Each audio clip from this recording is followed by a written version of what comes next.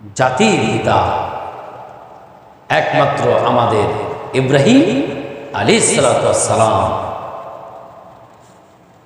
ওনার পরীক্ষার ধরন দেখলে একজন নবী কতটুকু কষ্ট করেছেন এই দুনিয়াতে।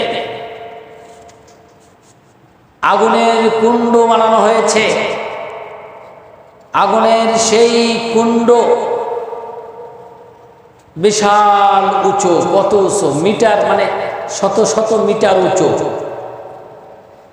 এত উঁচু, এত উপরে ইব্রাহিম আলাইহিস সালামকে আগুনের কুণ্ডের মধ্যে নিক্ষেপ করবে কিভাবে বুঝে পায় না। শয়তান বুজুর্গ সেজে, দরবেশ সেজে এসে ফেরাউনকে বললেন, এই বুদ্ধি তোমার নাই, তুমি রাষ্ট্র চালাও। সরি, নমরুদকে বললেন, এই বুদ্ধি তোমার না, রাষ্ট্র চালাও। বলে কেমনে দেব? বলে চরক বানাও। চরক বানায়া সেই চরকে ইব্রাহিমকে উঠাও, উঠায়া আগুনের মধ্যে নিক্ষেপ করো।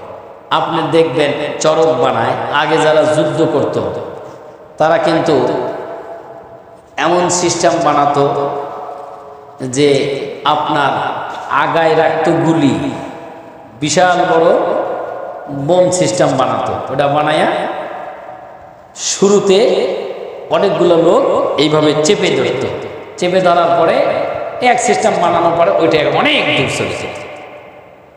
বাটুল চেনেন? বাটুল ওই কায়দায়। আগে তো সব দুর্গ ছিল, এই দুর্গকে ধ্বংস করার জন্য বিশাল বড় বড় প্রাচীর, এটা টপকায় যাওয়ার মতো তেমন ক্ষমতা অনেকেরই ছিল না। তো সেখানে আঘাত করার জন্য ওই সময় ওই ধরনের যন্ত্র ব্যবহার করা হতো। ইব্রাহিম আলাইহিস সালামকে আগুনের কুণ্ডের মধ্যে নিক্ষেপ করার জন্য চরক বানাইলেন। চরক বানানোর পরে সেই চরকের মধ্যে ইব্রাহিম আলাইহিস সালামকে উঠাবেন, কিন্তু ইব্রাহিম আলাইহিস সালামকে চরকের মধ্যে উঠাতে পারতেছে না। আবার শয়তান আইসা বুদ্ধি দিল, এইভাবে উঠানো যাবে না, এইভাবে উঠানো সম্ভব না।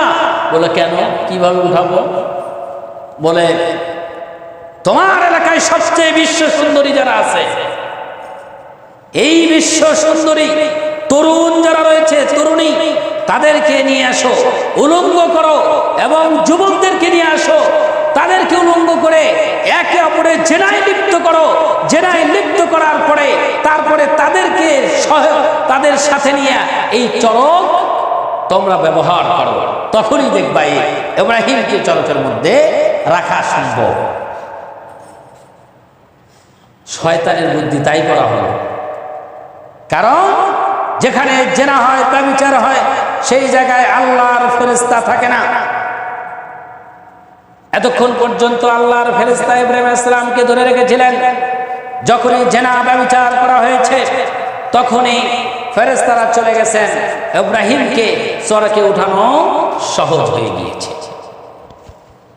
সমাজে যারা ওই দিন জেনা ব্যভিচারে লিপ্ত ছিল, সবাই বলল এরা তো জেনা ব্যভিচার করেছে, তাহলে এদেরকে চেনার উপায় কি? বলে এদের কপালে টিপ লাগায় দাও। কপালে কি লাগায় দাও? টিপ লাগায় দাও, চিহ্ন তৈরি করে দাও। সেই থেকে লাল চিহ্ন তৈরি করে দিয়েছিল ওই দিন।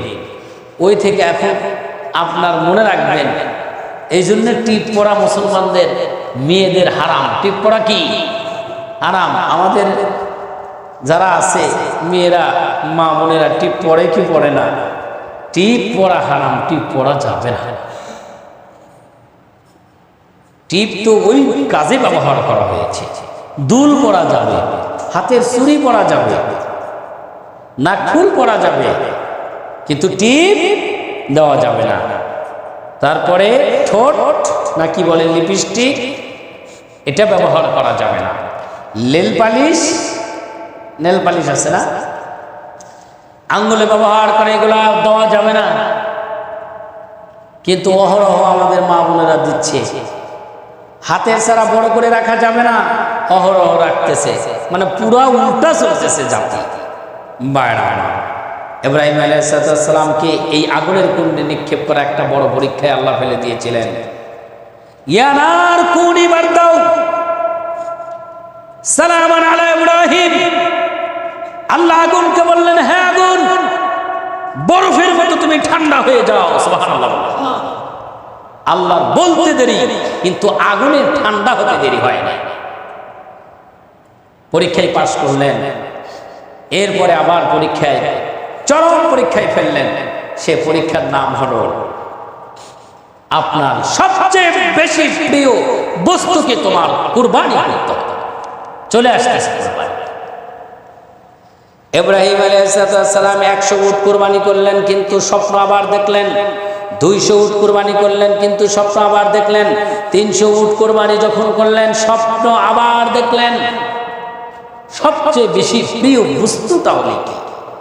ইব্রাহিম আলাইহিস সালাম